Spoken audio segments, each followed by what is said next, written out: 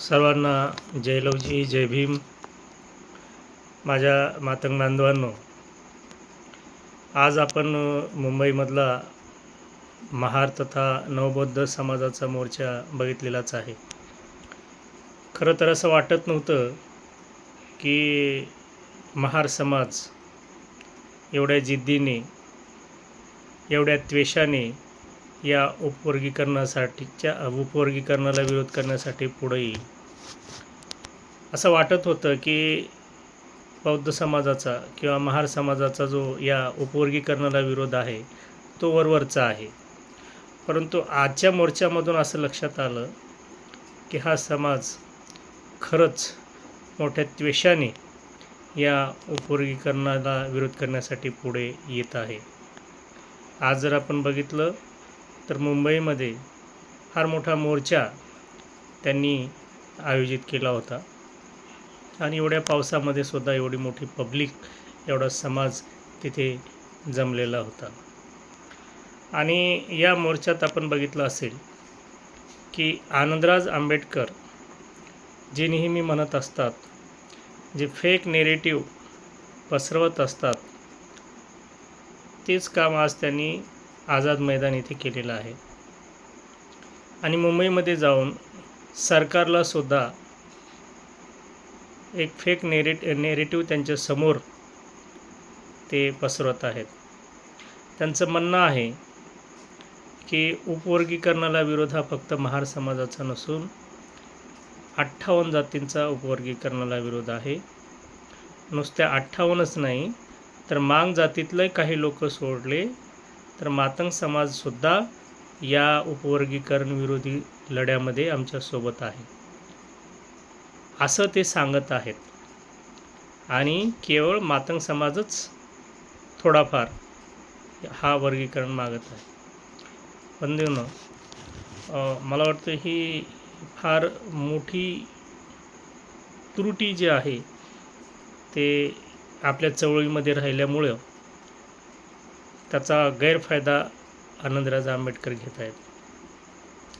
खरं तर आपण म्हणतो की उपवर्गीकरण लढा हा 55-56 जातीचा आहे, कारण SCमध्ये 1, 2 ते 3 जाती सोडल्या तर सगळ्या ह्या लाभवंचित जाती आहेत.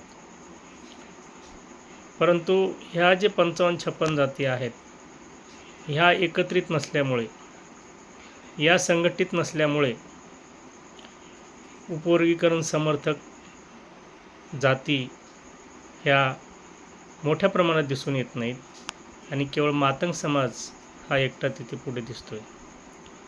खरं तर ही जी उणीव आहे ही चळवळीतली मोठी उणीव आहे आणि ही मागेच आपण उणीव भरून काढायला पाहिजे होती. अनेकदा चर्चाही झाली होती, परंतु ती उणीव जी आहे या उपवर्गीकरण लढ्यामध्ये 55-56 जाती जे आपल्याला घ्यायला पाहिजेत, आपण त्यांना संघटित करायला पाहिजे होतं, त्यांच्यापर्यंत पोहोचायला पाहिजे होतं, ते आपण पोहोचू शकलो नाही. आणि त्यामुळं फार मोठा चुकीचा संदेश राज्यकर्त्यापर्यंत जात आहे आणि त्याचा विपरीत परिणाम आपल्या या उपवर्गीकरण चळवळीवर होत आहे. त्यामुळे या दिशेनं सुद्धा आपल्याला विचार करावा लागणार आहे, कारण उपवर्गीकरणाची चळवळ, लढाई ही वाटते तेवढी सोपी नाही हे आता आपल्याला दिसून येत आहे. कारण त्यांनी आता जिल्ह्यावर सुद्धा मोर्चे काढून सरकारवर दबाव निर्माण करण्याचं त्यांनी जाहीर केलेलं आहे.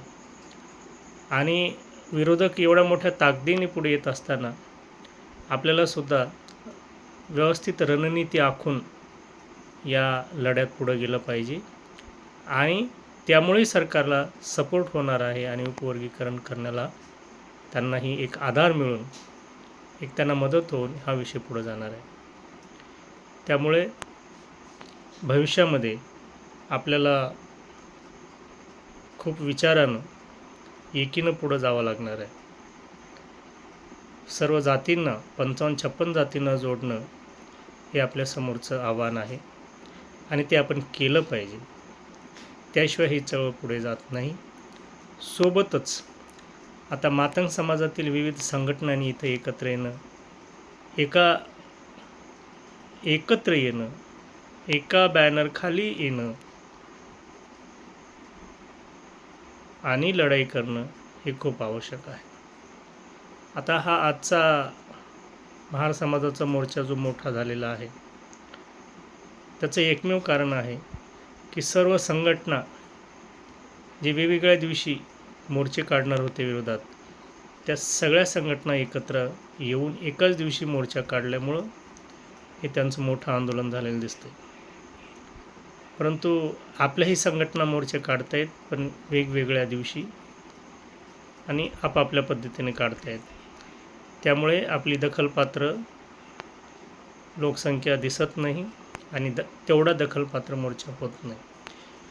आता हा विषय छोटा नाही, स्मारकाचा किंवा पुतळ्याचा किंवा साधा विषय नाही. इथे आपल्याला समाज एक झाल्याशिवाय आणि एक दिसल्याशिवाय आणि सोबत अनेक जाती दिसल्याशिवाय सरकारची हिंमत होणार नाही, असा तो विषय आहे. त्यामुळे सर्वप्रथम मातंग समाजातील सर्व संघटना प्रमुखांनी आता एकत्र येण्याची ही काळाची गरज आहे. आणि ह्या सगळ्या अनुषंगानं ही जी चळवळ पाहतोय आपण आता, एक आव्हानात्मक ही चळवळ आता झालेली आहे. आणि हे जर आपल्याला व्यवस्थित चळवळ पुढे घेऊन जाऊन उपवर्गीकरण जर आपल्याला प्राप्त करून घ्यायचं असेल, तर सर्वप्रथम मातंग समाजातील संघटना प्रमुखांनी एकत्र येऊन यावर चिंतन, मनन आणि नियोजन करणं खूप आवश्यक आहे. आणि सोबतच इतर जातींना जोडणंही तेवढंच आवश्यक आहे. आणि यासाठी आपल्याला एकत्र बसणं हे आता खूपच आवश्यक आहे. आणि या चळवळीमध्ये सर्वांनी सक्रिय होणं गरजेचं आहे. मी सुद्धा आता यापुढे जास्तीत जास्त सक्रिय राहण्याचा प्रयत्न करणार आहे. आणि आपणही सर्वांनी ज्याला जसा वेळ मिळेल किंवा पूर्ण वेळ देता आला तर पूर्ण वेळ देऊन अतिशय उदात्त भावनेने संघटना प्रमुख असतील, सामाजिक कार्यकर्ते असतील, समाजासाठी, समाजाच्या न्याय हक्कासाठी, समाजाच्या पिढ्याच्या उद्धारासाठी आपल्याला ही चळवळ पुढे घेऊन जायची असेल तर सर्वांनी वेळ देणं गरजेचं आहे, उदात्त हेतून काम करणं गरजेचं आहे. आणि यासाठी एक सर्व संघटना प्रमुखांची, सर्व सामाजिक कार्यकर्त्यांची एक चिंतन बैठक आणि नियोजन बैठक या टप्प्यावर होणं आणि पुढच्या दिशा ठरवून पुढे जाणं हे अत्यंत आवश्यक आहे. त्यामुळे आपण सर्वांनी लवकरच भेटलं पाहिजे. आपण निश्चित एखादा दिवस ठरवून आपण एकत्र बसूया आणि पुढचा मार्ग काढलाच पाहिजे आणि काढूया. धन्यवाद.